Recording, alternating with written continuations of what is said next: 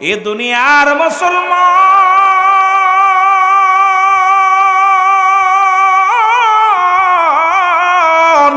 আদম নবী দাওয়াত দেয় লা ইলাহা ইল্লাল্লাহ।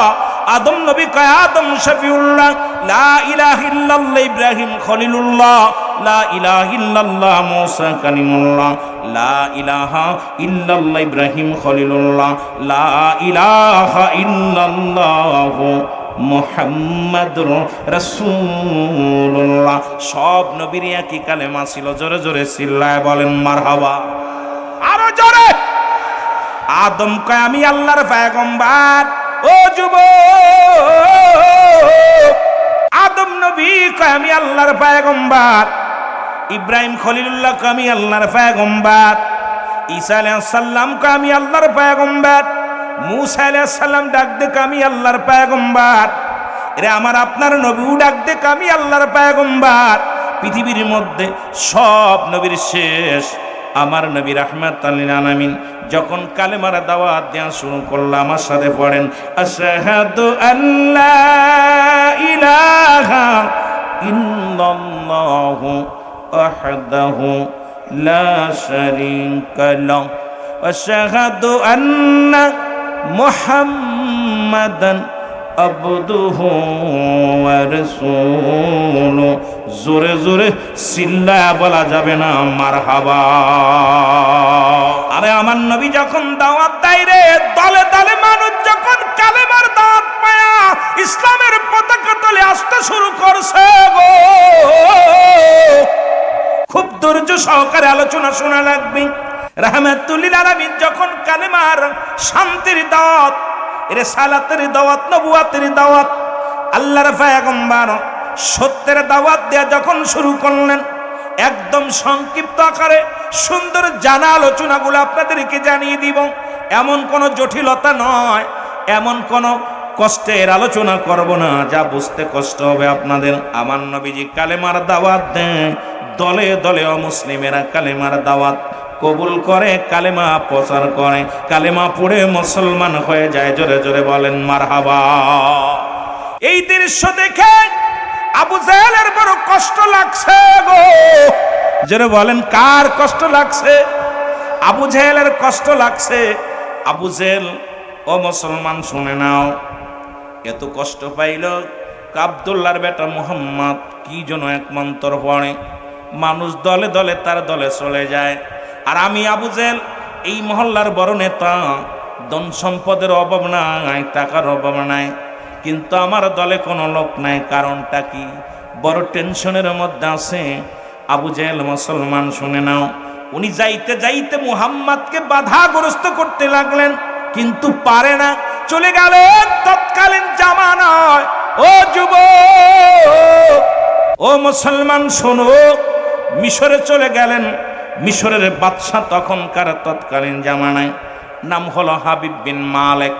জোরে বলা যাবে না মারহাবা। নাম কি? হাবিব বিন মালেক। নাম কি? হাবিব বিন মালেক। তৎকালীন জামানায় প্রেসিডেন্ট। আবু জেহেল ডাকতে বলে, ভাই আব্দুল্লাহ, এ মুসলমান হাবিব বিন মালেক, আপনার কাছে আমি বিপদে পড়ে আছি।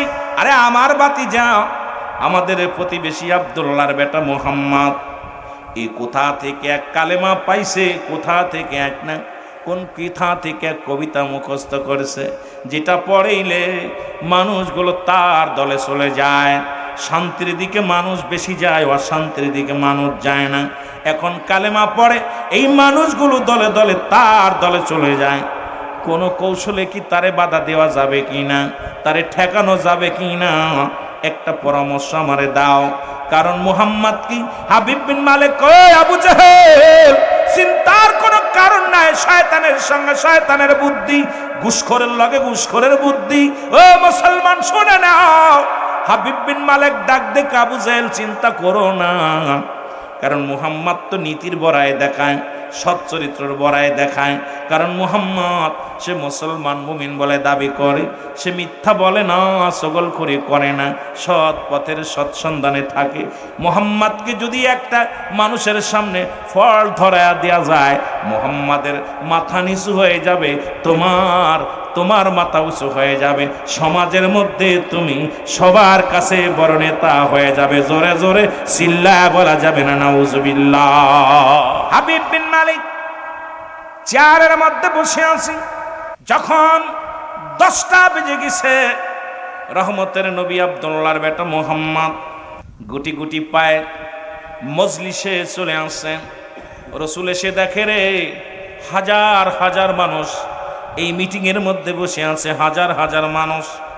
রাসূলুল্লাহ পিছনে এসে তাকায় দেখে রে 2টা চেয়ার মঞ্চের মধ্যে, এক চেয়ারে আবু জেহেল, আর একটা চেয়ারের মধ্যে হাবিব বিন মালিক।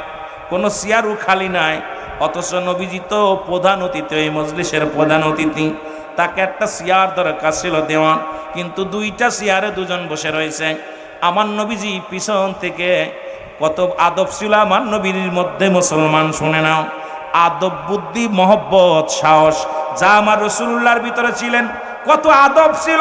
সমাজের মধ্যে আমার নবীকে বায়ানাত, উত্তম ব্যবহার, উত্তম আখলাক, উত্তম চরিত্র যা পৃথিবীর মধ্যে আমার নবীর আল্লাহ দিয়েছেন, আর কাউরে দেন নাই। এই নবীর চরিত্র যদি আমার ভিতরে, আপনার ভিতরে না থাকে, সেই গুণাগুণ যদি না থাকে, কেমনে আপনি উম্মাত বলে দাবি করবেন? কেমনে রহমতের নবীর উম্মাত বলে দাবি করবেন? সেই রাসূলুল্লাহর মহব্বত অন্তরে থাকার দরকার আছে কিনা? বন্ধুগণ আমার, রহমতের নবী পিছনে, রহমতের নবী পিছনে চাদর মুবারক বিছায় বসতে গেছে। জিবরিল আমিন দূরে আমার আল্লাহ ডাক দেখায়, ও জিবরিল তাড়াতাড়ি যাও, আমার হাবিবকে বসো, বলো আমার ইজ্জতের কসম লাগে শুনে নাও। আরে আমার নবীরে যদি না বানাইতাম, স্বর্ণ বানাইতাম না, নবীরে যদি না বানাইতাম, আমি রূপা বানাইতাম না। আমার নবী রাহমাতুল লিল আলামিন যদি মাটির মধ্যে বয়ে পড়ে, আমার ইজ্জত থাকবে না। আমি আমার সত্তার কসম করে বলে, জিবরিল যাও, আমার নবী যেন আজকে জমিনের মধ্যে না বসে। জোরে জোরে চিল্লায়া বলা যাবে না সুবহানাল্লাহ। জিবরিল আমিন এসে বলি, ইয়া রাসূলুল্লাহ, ইয়া হাবিবাল্লাহ, খবরদার খবরদার, আপনি মাটির মধ্যে বসবেন না। ইয়া রাসূলুল্লাহ, ইয়া হাবিবাল্লাহ, আজকে যদি আপনি মাটির মধ্যে বয়ে পড়েন, আজকে যদি জমিনের মধ্যে বয়ে পড়েন, রব্বে কারীম কষ্ট পাবে। আমি জিবরিল এসেছি আপনার কাছে, নবী গো দাঁড়ান, একটু ধৈর্য ধারণ করেন, আপনি মাটির মধ্যে বসবেন না। আমার নবী বলে, জিবরিল রে, যেহেতু আজকে মজলিসের মধ্যে কোনো জায়গা নাই, আমিও পিছে এসেছি, আমিও সময় নষ্ট করে ফেলেছি, আমিও পিছে বসি। জিবরিল আমিন কয়, হুজুর না না, কারণ আপনার শান, আপনার মান, আপনার মর্যাদা রব্বে কারীম দান করেছে, সুতরাং আপনি জমিনের মধ্যে বসতে পারেন না, দাঁড়ান। আমার আল্লাহ ডাকতে বলে, জিবরিল, ও জিবরিল রে, দেরি করছো কেন? হাবিব বিন মালিক রে চেয়ার থেকে ওঠানোর ব্যবস্থা করো, হাবিব বিন মালিক রে চেয়ার থেকে ওঠাও। জিবরিল আমিন কাল্লা, কেমনে উঠাইব হাবিব বিন মালিক রে? কর কান ধরে টান দাও। হাবিব বিন মালিকের ডান কান ধরে জোরে টান মারছে, কান ছিঁড়ে গেছে। হাবিব বিন মালিক কিনারা, হাবিব বিন মালিক ওঠে না চেয়ার থেকে, বাম কান ধরে টান দিছে, জিবরিল আমিন জোরে টান দিছে। আরে আমাদের প্রধান অতিথি এত কুতাকুতি করে কেন? ঘটনাটা কি? দুকান ধরে রক্ত বাইর হয়ে গেল।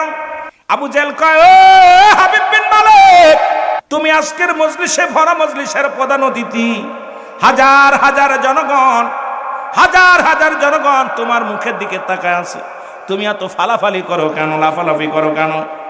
বলে, ভাই আবু জেহেল রে, কে যেন আমার কান ধরে টান মারছে, দেখো রক্ত বাইর হয়ে গেছে। 2 কান দিয়ে দেখে রক্ত ঝরে, সব জমিনের মধ্যে রক্তগুলো পড়ে। আল্লাহ কয়, জিবরিল উঠছেনি? কয় ওঠে নাই। কয় 2 কান ধরে টান দে। 2 কান ধরে যখন জিবরিল আমিন 2 কান ধরছে, হাবিব বিন লাভ দিয়ে যায় সামনে পড়ে গেছে, চেয়ারটা সঙ্গে সঙ্গে খালি হয়ে গেছে। জোরে জোরে চিল্লা বলা যাবে না মারহাবা। আবু জেহেল কত পেরেশানি হয়ে গেছে, কারণটা কি? প্রধান অতিথির চেয়ারে বসেছে আব্দুল্লাহর বেটা মুহাম্মদ, যাকে অপমানিত করার জন্য এত ষড়যন্ত্র, যাকে লাঞ্ছিত করার জন্য এত কৌশল অবলম্বন করলাম, সে আমার পাশে আজকে স্বর্ণের চেয়ারের মধ্যে বসছে।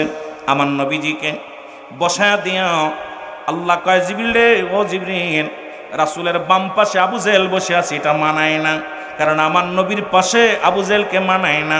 বলে, আল্লাহ কি করব, কে কি নিয়ম? আবু জেহেলের ডান কানের মধ্যে হাত লাগা দিছে, কান ধরার কেড়ে, বাম কানে হাত দিছে, কয় কেডারে। এবার দুই কান ধরে যখন টান দিছে, আবু জেহেল সিয়ার ছাড়ে না, সিয়ার ধরে লাভ দুইটা, কান যখন জোরে জোরে টান মারছে উঁচু হয়ে গেছে।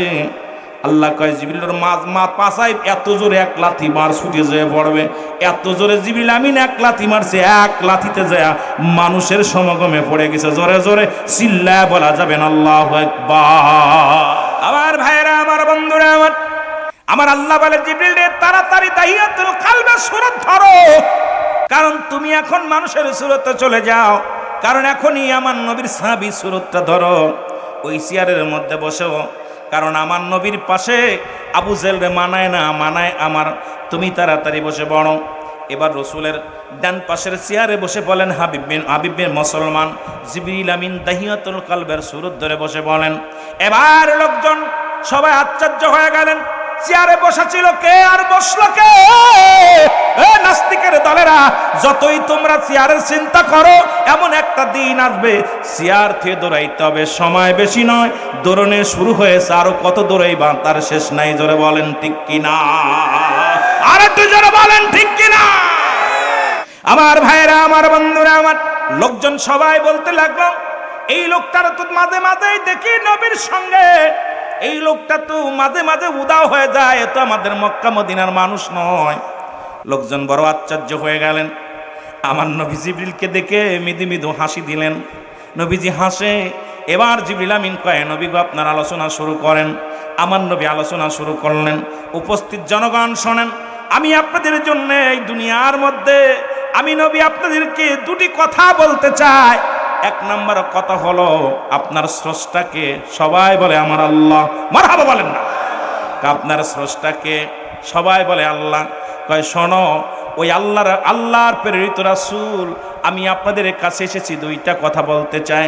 আমি ক্ষমতা চাই না, চেয়ার চাই না, আমি রাজত্ব চাই না, আমি একটা মেসেজ দেওয়ার জন্য আমি আপনাদের কাছে আজকে বলবো। সেই মেসেজটা হলো লা ইলাহা ইল্লাল্লাহু সাল্লাল্লাহু আলাইহি ওয়াসাল্লাম। সঙ্গে সঙ্গে হাজার হাজার মানুষ গ্রহণ করলেন। মারহাবা বলেন না, আর একটু জোরে বলেন মারহাবা। রাসূল সাল্লাল্লাহু আলাইহি সাল্লামকে পরাজয় করতে গিয়েছিলেন, জয় হয়েছে। যেখানে হাজার মানুষ অমুসলিম ছিল, সেখানে হাজার মানুষগুলো কালেমার মালা পড়ে মুসলমান হয়ে গেল। আবু জেহেলের মাথায় ঘুম নাই, আবু জেহেলের বড় টেনশন আছে, আবু জেহেল বড় পেরেশানিতে আছে, টেনশনে আছে, করতে সালাম কি হয়ে গেল, কি নিজেই খাল কেটে কুমির আনলাম, কারণ চাইলাম মুহাম্মাদকে সাইজ করতে, এখন নিজেই সাইজ হয়ে গেলাম। মুহাম্মাদকে চাইলাম ইসলামটাকে শেষ করার জন্য পায়তারা শুরু করলাম, এখন দেখি পায়তারা করতে যায় নিজেই ধরা পড়লাম। আমার বাবারা, আমার মনে কিছু করবেন না, দীর্ঘ 17টা বছর নিপীড়ন নির্যাতন কত সহ্য করেছে, কিন্তু ইসলামের একটু ক্ষতি করতে পারে নাই, আরো দ্বিগুণ শক্তি নিয়ে মুসলিম মিল্লাত মাঠে ময়দানে নামছে। জোরে বলেন ঠিক কিনা, আর একটু জোরে বলেন ঠিক কিনা। হেফাজত করবে কে? আরো জোরে বলেন, মুসলিম মিল্লাতকে হেফাজত করবে কে? কুরআনকে হেফাজত করবে কে? হাদিসকে হেফাজত করবে কে? আপনাকে হেফাজত করবে কে? সব কিছুর মালিক আমার আল্লাহ। এবার আরো ক্ষিপ্ত হইয়া, এবার মুসলমান শুনে নাও, আবু জেহেল কিভাবে কৌশল অবলম্বন করলো। দীর্ঘদিন যত কৌশলগুলো অবলম্বন করছে, সাকসেস হতে পারে নাই। বাবারা আমার, আলোচনাগুলো ধৈর্য সহকারে শুনতে হবে, দিলের কান্ডা লাগায়া। আবু জেহেল এত ক্ষিপ্ত হয়ে গেলেন, মুহাম্মদ আমাকে বেইজ্জতি করেছে, মুহাম্মদ আমারে সুনকালি মুখে মেখে দিছে, মুহাম্মদকে যে কোনো কৌশল অবলম্বন করে তাকে এই দেশ ছাড়া করা লাগবে, এই মদিনার মাটি থেকে বিতাড়িত করা লাগবে, এই চিন্তাধারা এই মাথার মধ্যে নিয়ে বসে আছে। আমার মুসলমান বাবারা আমার, গভীর মনোযোগ। আমার রাসূল কালেমার দাওয়াত দিয়ারে, ও মুসলমান, আমার নবীজি কালেমার দাওয়াত দিলেন, নাই কোনো ইলাহ, এক আল্লাহ ছাড়া, মুহাম্মাদুর রাসূলুল্লাহ, আমি আল্লাহর পয়গম্বর, আল্লাহর প্রেরিত রাসূল বা বান্দা। আমার নবীজি এই দাওয়াত নিয়ে যখন আসলেন, মুসলমান শুনে নাও, আমার রাসূল দাওয়াত দিলেন, আবু জেহেল চলে গেলেন। যা ওই জামানার মধ্যে সবচাইতে ক্ষিপ্ত শয়তান, সবচেয়ে গুন্ডা সবচেয়ে মস্তান, তার নাম ছিল আমর। আমর নাম কি? আমরের কাছে চলে গেলেন। আমর রে বলে, আমর, আমার ভাতিজা আব্দুল্লাহর বেটা মুহাম্মদ আমার সামনে বিদ্রোহী ঘোষণা করেছে। তুমি যদি তাকে মেরে দিতে পারো, তুমি যদি দুনিয়া থেকে সরায় দিতে পারো, আমি তোমাকে মোটা অঙ্কের পুরস্কার দিব রে। কারণ আমর বলে, ও আবু জেহেল, তুমি কি পারো না তারে মারতে? কারণ তুমি তো একই জায়গা বাস করো, একই জায়গা থাকো। আবু জেহেল কয়, যখন ওই মানুষটার মুখের দিকে তাকায় বড় মায়া লাগে, কারণ ওই মানুষটার বাবা নাই। আরে আবু জেহেল কয়, যখন আমি ওর দিকে ক্ষিপ্ত নজরে তাকাই মনটার ভিতরে এত কষ্ট লাগে, কারণ পৃথিবীর মধ্যে ওই মানুষটার বাবা নাই, মা নাই। মন তো চায় দুনিয়া থেকে শেষ করে দিই। যখন তার সামনে যায় আমি আবু জেহেল আর তারে মারতে পারি না। সুতরাং তোমাকে আমি বলতেছি, তুমি যদি মুহাম্মদকে দুনিয়া থেকে বিদায় করে দিতে পারো, তাহলে তোমাকে উপযুক্ত পুরস্কার দেয়া হবে। আর এই উপযুক্ত পুরস্কার তোমার আমি হাতে দিব। তুমি দয়া করে মায়া করে এর বিনিময় মুহাম্মদকে শেষ করে দিতে হবে। জোরে জোরে চিল্লায়া বলা যাবে না নাউজুবিল্লাহ। হাজারো ষড়যন্ত্র চলেছে ইসলামটাকে শেষ করে দেওয়ার জন্য। বাংলাদেশ থেকে কুরআন উঠিয়ে দেওয়ার ষড়যন্ত্র চলেছে। বাংলাদেশ থেকে মুসলিম মিল্লাতের এই মুসলমানদের, মুসলমান শোনো, ইসলামী আইন বিধানগুলো বন্ধ করার জন্য হাজারো ষড়যন্ত্র চলেছে ইহুদি খ্রিস্টানদের, নাসারাদের। পারে নাই। কারণ মুমিনের অন্তরের ভিতরে কোরআন আছে। মুসলমান শুনে নাও, এই কোরআন যার ভিতরে থাকবে তার অন্তর জিন্দা, এ মরতে পারে না। জোরে জোরে বলেন ঠিক কিনা? এখন আল্লাহ কয় মুনাফিক তো থাকবে। আল্লাহ কয় মিনান নাস, মানুষের মধ্যে মাকুল, তারা বলবে আমান্না, তারা ঈমান আনছে বিল্লাহি, আল্লাহর প্রতি, অবিলাও বিনা খেরাতের প্রতি বিশ্বাস স্থাপন করেছে। ও মা হুম বিমা মিনিন, আল্লাহ কয় হাবিব রে, ওই উম্মতের মধ্যে, ওই মানুষের মধ্যে, নাস শব্দের অর্থ হলো মানুষ। এই মানুষের মধ্যে একদল বেঈমান আছে, একদল মুনাফিক আছে। দেখবেন তারা এদিকেও যায় ওদিকেও যায়। এই মানুষগুলোর মধ্যে এমন একটা জাত আছে যারা, আমি দেখলাম কদিন আগে দেখা পর মনে বড় কষ্ট পেলাম, কথাটা না বললে নয়। ও মুসলমান, তিরমিজি শরীফের হাদিস, তুই মুসলমান গভীর মনোযোগ, 3952 নম্বর হাদিস খানার মধ্যে দেখলাম আমার নবীজি বলতেছেন, আমার নবীজি বলছে, কি বলছে? আমার উম্মতের মধ্যে এক দল আসবে, তারা দুনিয়ার মধ্যে নিজেরা মূর্তি পূজা করবে, অন্যকে মূর্তি পূজার জন্য সহযোগিতা করবে, তাদেরকে উৎসাহিত করবে। আজকে আমার হাদিস শরীফের সঙ্গে হুবহু মিলে গেল। মুসলমান শুনে না, 3952 নম্বর হাদিস, তিরমিজি শরীফের হাদিস খানা।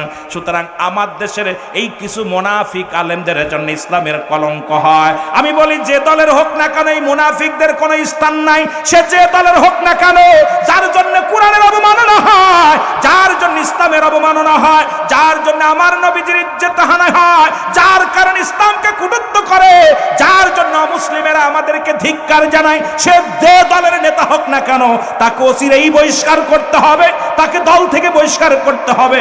কারণ আমার ইসলামটাকে, এটা মামা বাড়ির মুয়া নয়। আপনার নিজের ইচ্ছা মতো চলবেন, নিজের মন গড়া মতো চলবেন, এটাই বিধান আপনাকে দেওয়া হয় নাই। জোরে জোরে চিল্লায়া বলা যাবে না ঠিক কিনা? আমার ভাইরা, আমার বন্ধুরা, আমার রাসূল আকরাম সাল্লাল্লাহু আলাইহি ওয়াসাল্লামকে হত্যা করার ষড়যন্ত্র, নবীকে মারার ষড়যন্ত্র চলে গেলেন। মুসলমান শুনে নাও, আরো ক্ষিপ্ত হয়ে গেলেন। এবার আবু জেহেল চলে গেলেন কার কাছে? আমরের কাছে। আমর বলে, আমাকে যদি পুরস্কার দাও, আমাকে যদি মোটা অঙ্ক পুরস্কার দাও, তাহলে মুহাম্মাদের কাল্লানে তোমার সামনে দিয়ে দিব। জোরে বলেন নাউজুবিল্লাহ। কত বড় নাস্তিক, কত বড় দুশ্মন রাসূল! রাসূলকে হত্যা করবে প্রাইজ পায়া, টাকা। আমার নবীজি কালেমার দাওয়াত দিয়ে এই মাত্র এসে পাহাড়ের গোয়ায় বসে বসে রয়েছে। নবীজি, আমার নবীজি কান্দে, আল্লাহ, আমার বাবা নাই, আমার মা নাই, আল্লাহ গোটা মুসলিম মিল্লাতের জন্য আল্লাহ আমাকে তুমি পাঠাইছো। আল্লাহ, আমার উম্মতের জন্য কান্দি। নবী আমার উম্মতের জন্য চোখের পানি ছেড়ে ছেড়ে কান্দে। এমন সময় আমর এসে ডাক দে, বলে, আব্দুল্লাহর বেটা মুহাম্মদ। আমার নবীকে গালি দেওয়া শুরু করলেন। এরকম পর্দার আড়ালে দাঁড়ায়া পাহাড়ের উঁচু ডালার মধ্যে দাঁড়ায় নবীকে গালি দেওয়া শুরু করলো। আব্দুল্লাহর বেটা মুহাম্মদ, আয় এদিকে আয়, তোকে জিহ্বা টেনে ছিঁড়ে ফেলবো। নবীজিকে গালি দিতে লাগলেন, নবীর মাকে গালি দিতে লাগলেন, নবীর বাবাকে গালি দিতে লাগলেন। আমার নবীজি নীরবে বসে বসে পাহাড়ের উপরে চোখের পানি ছেড়ে কাঁদতে লাগলেন। রাসূলুল্লাহ চোখের পানি জমিনের মধ্যে পড়ে। নবীজি কান্দার বলে, আল্লাহ, জীবনে আমার বাবাকে আমি দেখি নাই, জীবনে আমি চামড়ার চোখ দিয়ে আমার নবী বন্দে আমার বাবারে দেখি নাই। মারে হারাইলাম, আজকে আমার কারণে আমার বাবা গালি শোনে, আমার কারণে আমার মা গালি শোনে। আল্লাহ আল্লাহ, আমি তো কাউকে ক্ষতি করি নাই, কাউরে কষ্ট দিই নাই। আল্লাহ, তোমার দিনের দাওয়াত দেওয়ার জন্য, ইসলামের দাওয়াত দেওয়ার জন্য আমি নবীজি সত্যের দাওয়াত দিয়ে ময়দানে নেমেছিলাম। কাউকে তো কুটু কথা বলি নাই, কাউকে কষ্ট দিই নাই। তাহলে আমার মা কেন গালি শুনবে আমার কারণে? আমার বাবা কেন গালি শুনবে? আমার নবীজি চোখের পানিগুলো ছেড়ে ছেড়ে কাঁদতে লাগলেন। এমন সময় হযরত আলী রাসূলুল্লাহর কদমের মধ্যে হাজির হয়ে গেছে। আলী দেখে নবীজির দাড়ি মুবারক ভিজে ভিজে পানিগুলো টপ টপ করে জমিনের মধ্যে পড়ে। সেরে খোদা হযরত আলী ডাক দিয়ে বলে, হুজুর, নবী গো, আপনাকে কে গালি দিছে? আপনি এত কান্দেন কেন? আপনাকে তো এমন কান্না দেখি নাই। জীবনে যতদিন আপনার কদমের মধ্যে আছি এত রকম চোখের পানি ছেড়ে কাঁদতে দেখি না। আজকে আপনি এত কান্দেন, আপনার চোখের পানিগুলো দাড়িগুলো ভিজে গেছে নবী গো। আমার নবী কালী রে, আজকে বড় কষ্ট পাইলাম, কারণ আমার কারণে আমার মা গালি শুনছে, আমার কারণে আমার বাবা গালি শুনছে। আলী রে, আমি কি অপরাধ করেছি রে? আমি শুধু অপরাধ কি করলাম? আমি তো মানুষের সামনে একটা দাওয়াত দিছি, আল্লাহ ছাড়া কোনো মাবুদ নাই, আল্লাহ ছাড়া কোনো প্রভু নাই, আল্লাহ ছাড়া কোনো ইলা নাই। যারা চন্দ্র পূজা করত, আল্লাহ বলেন, হাবিব ওদের জানায় দাও। আল্লাহ বলেন, আল্লাহুস সামাদ লাম ইয়ালিদ ওয়া লাম ইউলাদ ওয়া লাম ইয়াকুন লাহু কুফুয়ান আহাদ। আল্লাহ ডাকতে বলে, হাবিব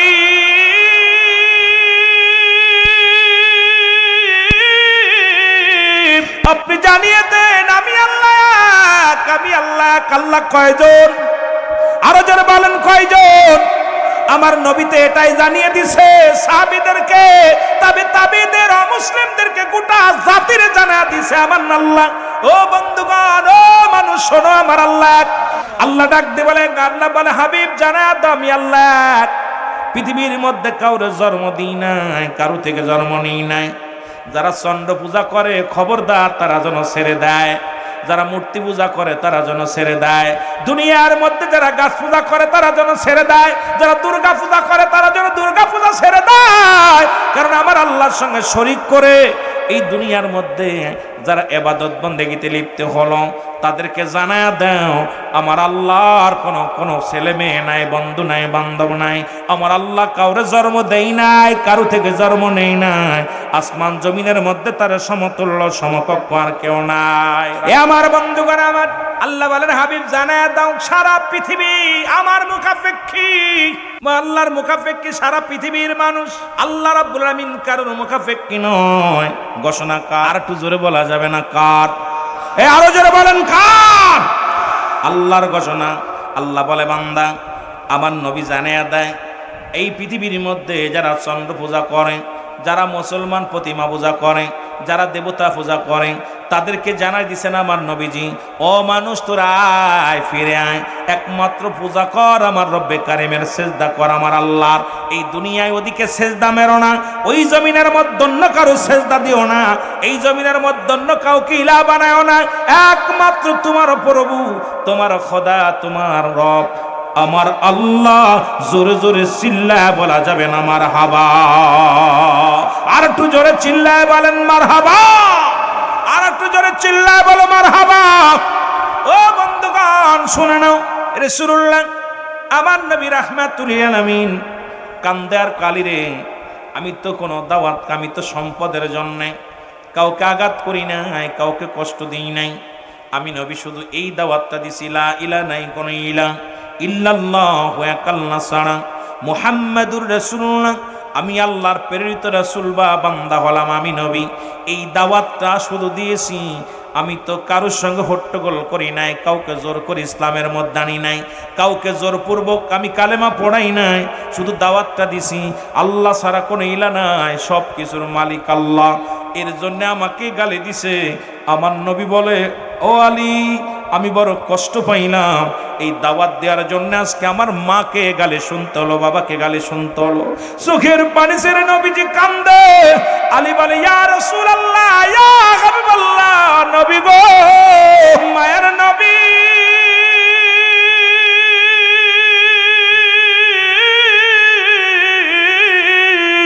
নবী গো, আপনাকে কে গালি দিছে একবার আমার বলেন নবী গো।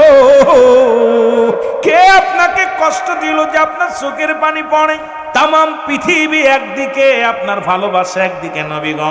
সারা পৃথিবী চাই না, আপনার ভালোবাসা চাই। রাসূল গো, আপনাকে কে গালি দিছে একটু জানতে চাই।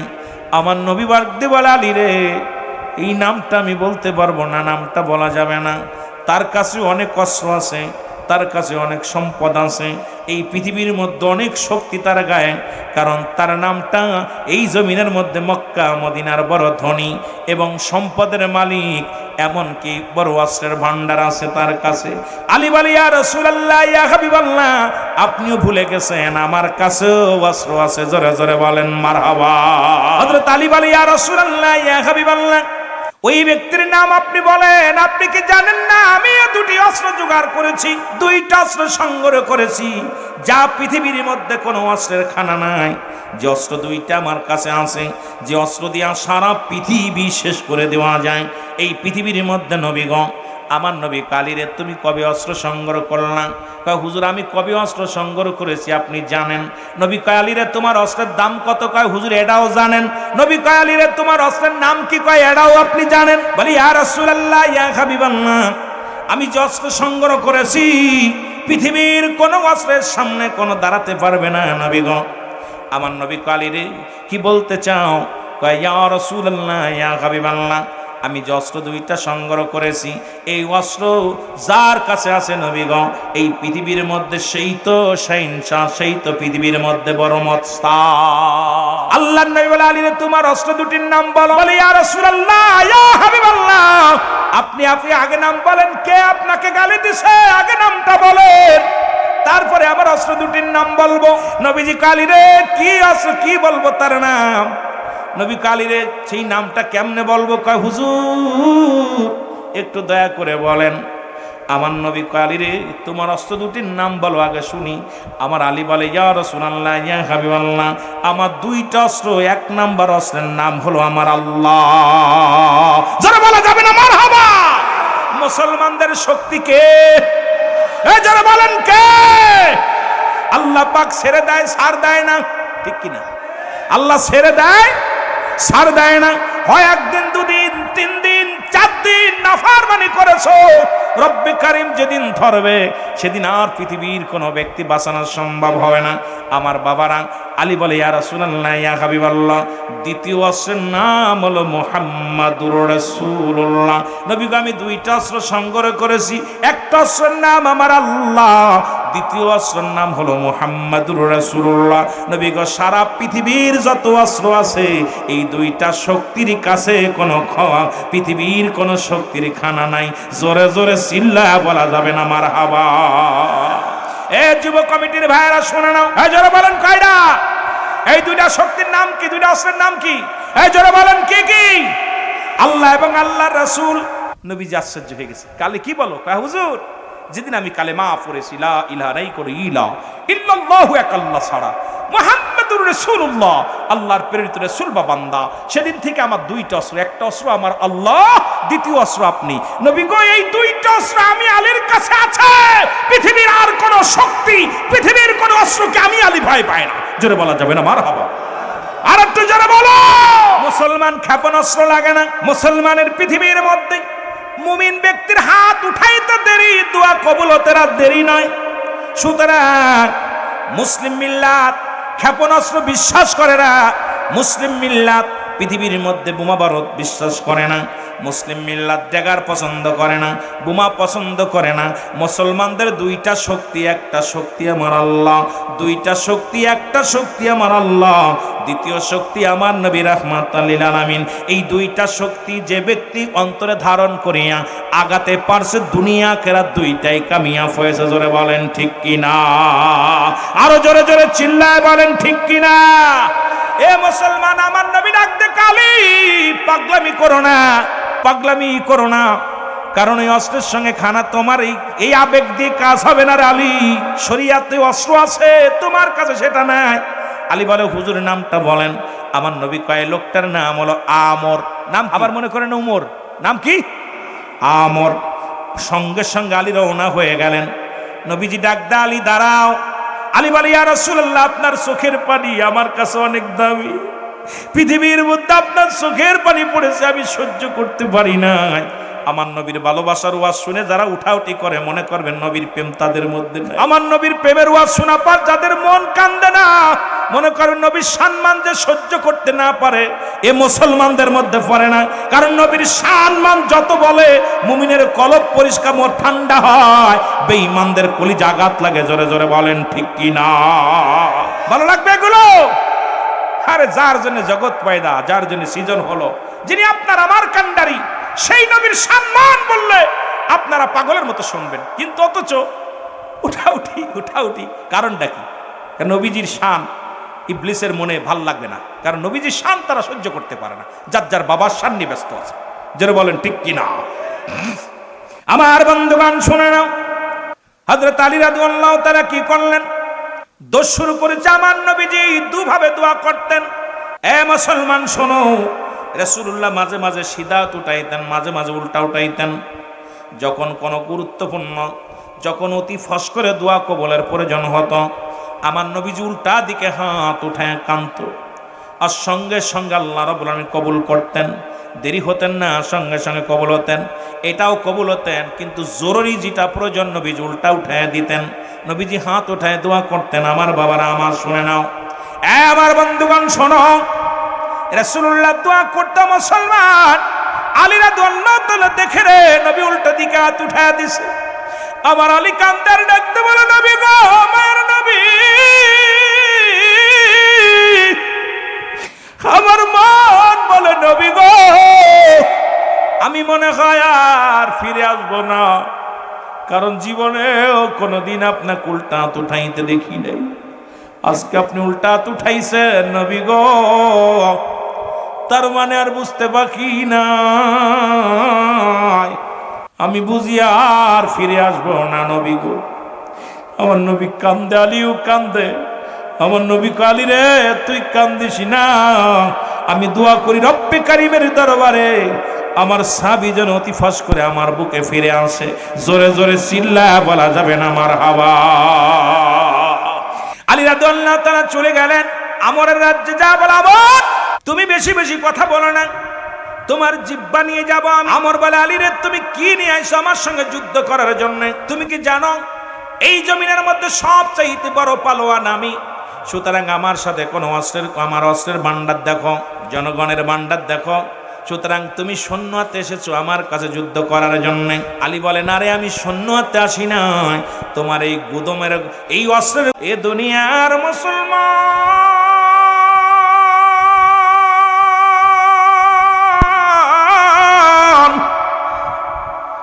বান্দা যখন রিয়াজুল জান্নাহ বেহেশতের বাগানের দিকে রওনা দিয়েছে, বাড়ি থেকে, ঘর থেকে যখন বাইর হলো, প্রতিটা কদমে কদমে আমার আল্লাহ রাব্বুল আলামিন ওই বান্দার জীবনের সব সগীরা গুনাহগুলো মাফ করে দিয়েছে। জোরে বলেন মারহাবা। কি গুনাহ মাফ? পৃথিবীর এমন একটা জায়গা, পৃথিবীর মধ্যে এমন একটা বাগান, যে বাগানের দিকে রওনা হয়ে গেলে মানব জীবনের সগীরা গুনাহগুলো মাফ হয়ে যায়, ছোট ছোট গুনাহগুলো মাফ হয়ে যায়। মদিনার মাটু মাটি, বাংলাদেশের মাটু মাটি, মদিনার মাটি গায়ে লাগলে গুনাহ ঝরে যায়, বাংলাদেশের মাটি গায়ে লাগলে চুলকানি রোগ হয়। মদিনার পাথরের মধ্যে চুমা দিলেন যে সমস্ত হাজী ভাইরা মদিনায় গিয়েছেন, মদিনার মাটি, মদিনার পাথরে চুমা দিলে গুনাহ মাফ হয়ে যায়। বাংলাদেশের পাথরের মধ্যে চুমা দিলে প্রস্রাবের গন্ধ পাওয়া যায়। পাথরে পাথরে বেশকম আছে, জায়গায় জায়গায় বেশকম আছে। আজকে এই জায়গাটার নাম রিয়াজুল জান্নাহ, বেহেশতের বাগান। আগে হলো বেহেশত, তারপরে হলো বাগান। এই জান্নাতের বাগানে জান্নাতীরা আসে। আর যখনই বাড়ি থেকে রওনা দিছে, প্রতিটা কদমে কদমে আমার আল্লাহ রাব্বুল আলামিন বান্দা বান্দির জীবনের সগীরা গুনাহগুলো মাফ করে দিছে। জোরে বলেন মারহাবা। সগীরা গুনাহগুলো মাফ হয়ে গেল জান্নাতের বাগানে আসার কারণে। আমরা শুধু সগীরা গুনাহ করি নাই, পদে পদে করছি কবিরা গুনাহ। নামাজ ছেড়ে দিয়া কবিরা গুনাহ। মাশাআল্লাহ, সবাই মনে হয় নামাজি, কতক্ষণ সবাই নামাজি। নামাজ ছেড়ে দিয়া কবিরা গুনাহ, মিথ্যা বলা কবিরা গুনাহ। মাশাআল্লাহ, মনে হয় আপনাদের এলাকার মানুষ বুঝি মিথ্যা বলে না। বেগানা নারী চেহারা দেখা কবিরা গুনাহ, হারাম। বেগানা পুরুষের চেহারা দেখা হারাম। এই ওয়াজ তো বাংলাদেশ থেকে উঠে গেছে। এই ওয়াজগুলো করলে অধিকাংশ আলেমরা ধরা পড়ে যায়, অধিকাংশ তাফসীর কারকেরা ধরা পড়ে যায়। যদি এই ওয়াজগুলো যদি সমাজের মধ্যে করা হয়, কারণ যাদের চেহারা দেখা, যাদের সঙ্গে দেখা করা জায়েজ, তাদের সঙ্গে বিয়ে করা হারাম। যাদের সঙ্গে দেখা করা হারাম, তাদের সঙ্গে বিয়ে করা জায়েজ। বেগানা নারীর সঙ্গে দেখা দিয়া কবিরা গুনাহ, বেগানা পুরুষের সঙ্গে দেখা দিয়া কবিরা গুনাহ। আমার বাবারা, আমার আজকে যদি ওয়াজ করি, অধিকাংশ ইমামের ইমামতি চলে যাবে, অধিকাংশ মৌলানারা চাকরি চলে যাবে। আজকে উচিত কথা বললেই অনেক মানুষ বেজার হয়ে যায়। মুসলমান শোনা নাও, যেটা শরীয়তের বিধান অনুযায়ী মাদরুজ্জে নবুয়াতের প্রথম খণ্ডের মধ্যে বয়ান করেন, শরীয়তের দৃষ্টিতে হালালকে কোনো ব্যক্তি যদি হারাম বলে, সঙ্গে সঙ্গে সে কাফের, কাফের, কাফের। পৃথিবীর মধ্যে যদি কোনো ব্যক্তি হারামকে যদি হালাল বলে, সেও কাফের। সুতরাং কোনো ইখতিয়ার নাই, কোনো ফতোয়া নাই, বাসার মতো কোনো ফতোয়া নাই। এই কবিরা গুনাহগুলো মাফের দরকার আছে কি না? জোরে বলেন, আসেনি গুনাহ মাফের? কার কার গুনাহগুলো মাফের দরকার একটু হাত তুলে দাঁড়ান। আল্লাহ তুমি মাফ করে দাও। জোরে বলেন আমিন। আরো জোরে বলেন আমিন। আল্লামা মুফতি ও মুসলমান কুতুবী রাহমাতুল্লাহ বয়ান করে, দুনিয়ার মানুষ শোনো, কিয়ামত পর্যন্ত কোন নবী আসবে না। কিয়ামত পর্যন্ত নবীদের দরজা বন্ধ, তওবার দরজা খোলা। যদি কোনো ব্যক্তি কবরের ভয়ে, জাহান্নামের ভয়ে, মৃত্যুর ভয়ে বান্দা যখন খাস তওবা করে আল্লাহ বলে ডাক দেয়, শুধু চোখের পানি ছেড়ে কানবেন, বলে আল্লাহ না জানি আমার জীবনের শেষ রাত, সকাল উঠবে না, ফজরের আজান হয়তো আমার কানে আসবে না, সকালে সূর্য উদয় হয়তো আমার জীবনে আর আসবে না। বান্দা যখন কবরের ভয়ে, মৃত্যুর ভয়ে, জাহান্নামের ভয়ে খাস তওবা করে আল্লাহ বলে ডাক দেয়, রব্বে কারিম বান্দার জীবনের সব গুনাহ মাফ করে দেয়। জোরে বলেন মারহাবা। আর একটু জোরে বলেন আল্লাহু আকবার। এখন এখানে আসলে লাভ না লস? আজকে 9টা বছর পার হয়ে গেল মাহফিলের বয়স, এরপরও যদি গুনার বোঝা নিয়ে কবরে যায়, মনে করবেন ওর কপাল বন্ধ। কারণ কপালটা বন্ধ। 1টা বছর নয়, 2টি বছর নয়, এই 9টা বছর পার হয়ে গেল আপনার আমার জীবন থেকে মাহফিল খানা হলো। তারপর এলাকার মানুষগুলো যদি গুনাহ ঝরাইতে না পারি, এরপরেও যদি সগীরা গুনাহ নিয়ে কবরে যায়, এরপরেও যদি কবিরা গুনাহ নিয়ে কবরে যায়, আমি মনে করি এই বান্দা বান্দিগুলো রব্বে কারিমের কাছে জবাব দিতে পারবে না। কারণ রব্বে কারিমের কাছে কি জবাব দিব? এই সুযোগ পাওয়ার যদি আমরা গুনার বোঝা যদি মাপ না করাইতে পারি, আমার মতো কপাল পোড়া, আমার মতো দুর্ভাগা মানুষ এই পৃথিবীর মধ্যে আর কেউ নাই। জোরে জোরে চিল্লা বলা যাবে না, ঠিক কিনা? কারণ মানুষের মৃত্যু হয় 2টা টাইমে, একটা হলো রাতের বেলা, একটা হলো দিনের বেলা। ও মুসলমান শোনো, একটা হলো দিনের বেলা, একটা হলো রাতের বেলা। পৃথিবীর মধ্যে আসার একটা সিরিয়াল আছে, যার কোনো সিরিয়াল নাই। দেখা যায় দাদা জিন্দা, নাতি দুনিয়ার মধ্যে নাই, বাবা জিন্দা, সন্তান দুনিয়ার মধ্যে নাই। কখন কে যেন চলে যায়, বাবার কাঁধে সন্তানের লাশ, সন্তানের কাঁধে বাবার লাশ। এই পৃথিবীর মধ্যে লাশবাহী ব্যক্তি জানে সন্তানের লাশ কত ভারী, বাবার লাশ কত ভারী। এই পৃথিবীর মধ্যে যারা আপনজনের লাশ কাঁধে নিছেন, ওই লাশ নিয়ে যখন গোরস্থানে নামানোর জন্যে এই যে কবর গোরস্থানে যারা নামায়া দিছে, এই ব্যক্তিটা জানে আব্বা মায়ের লাশটা কত ভারী, বাবার লাশটা কত ভারী, দাদার লাশটা কত ভারী। আমার কথাগুলো বলার জন্যে আমি আলোচনার মধ্যে এখনো ঢুকি নাই, শুধু বোঝানোর জন্য কয়েকটা কথা বলে যাই। আমার বন্ধুগণ, দুইটা টাইমে মানুষের মরণ হয়, একটা হলো রাত, একটা হলো দিন। দিন শুরু করেছে আল্লাহ নামাজ দিয়া, রাতও শুরু করেছে নামাজ দিয়া।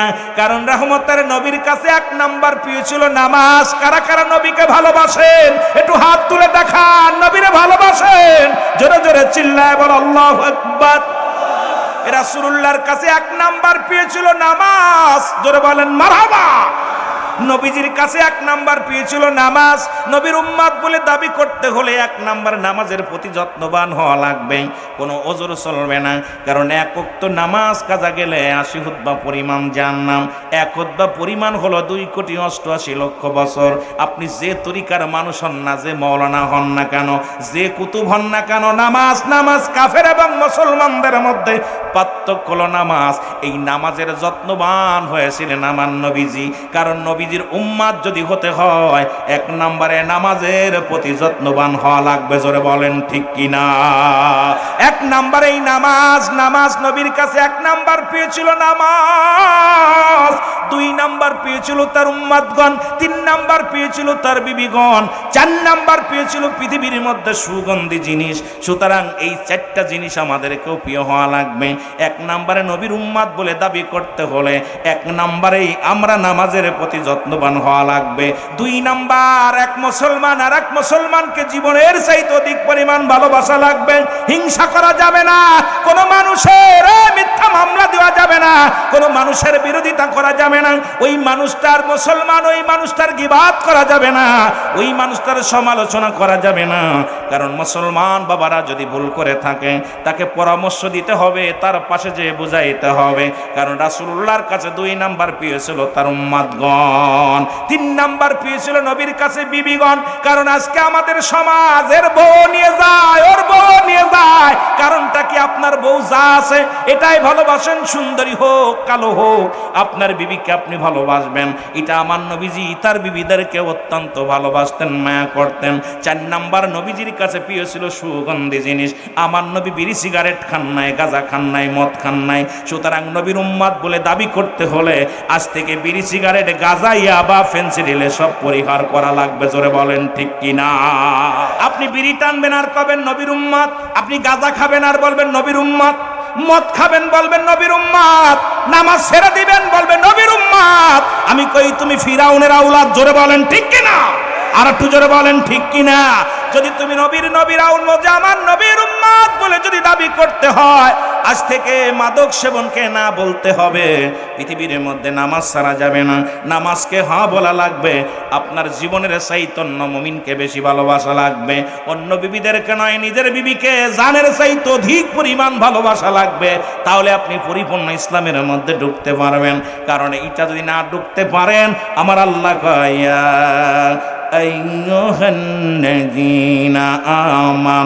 আল্লাহ যদি বলতি আইয়ুহান নাস, ও মানুষ সম্প্রদায়, আল্লাহ বলে ইমানদার বিশ্বাসীরা শোনো, তোমরা কি করো ফিসসিলমি কাফা। আল্লাহ বলে হাবিব আপনি জানায়া দেন পরিপূর্ণভাবে প্রবেশ করো। কিসের মধ্যে? ইসলামের মধ্যে। ইসলামের আবিধানিক শাব্দিক হলো, ও মুসলমান 80 থেকে 82টা। এই একটা আয়াতের তাফসীর যদি রাত ভরে করি শেষ হয়ে যাবে, আমার জিন্দেগি শেষ হয়ে যাবে। ইসলামের আবিধানিক শাব্দিক অর্থ হলো 82টা, 80 থেকে 82টা। ইসলাম মানে আত্মসমর্পণ, ইসলাম মানে নিজে না খেয়ে অন্যরে খাওয়ানো, ইসলাম মানে নিজে না ঘুমানোরে ঘুম পাড়ানো, ইসলাম মানে একত্ববাদ, ইসলাম মানে শান্তি, ইসলাম মানে নারীর সতীত্ব পাহারা দেওয়া, ইসলাম মানে নিজে না অন্যরে খাওয়ানো, ইসলাম মানে নিজে থেকে অন্যরে ঘুম পাড়ানো।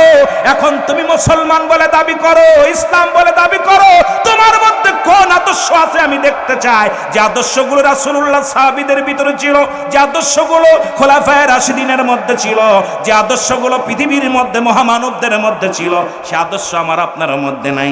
আপনারা কেমনে ইসলামের রাহবার বলে দাবি করেন? আপনি আমি ইসলামের রাহবার বলে দাবি করি, কিন্তু ইসলামের মধ্যে পরিপূর্ণ ঢুকতে পারি না।